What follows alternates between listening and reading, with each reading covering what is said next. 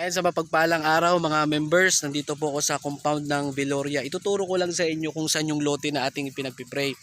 Alam nyo po itong lote na ito, pag mamayari po ito ng mga tito at tita ni Manuel, ito po ay 7,000 square meters. Nandyan po ang entrance, nandyan ang kalsada, so papasok tayo. So nandito tayo ngayon sa bandang gitna. So yung lote na ating ipinagpipray ay nandito po, katabi po ng bahay na yan. Dyan po banda ang 200 square meters, 150,000 lamang.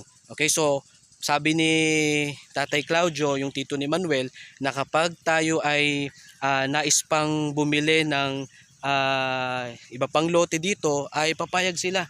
Okay, papayag sila.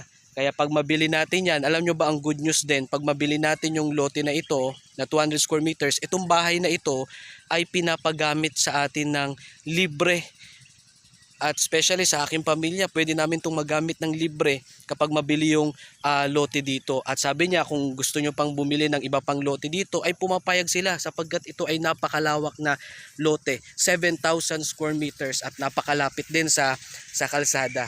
Kaya mga kapatid, napakaganda ng lote dito at ang kagandahan dito ay hindi bahain.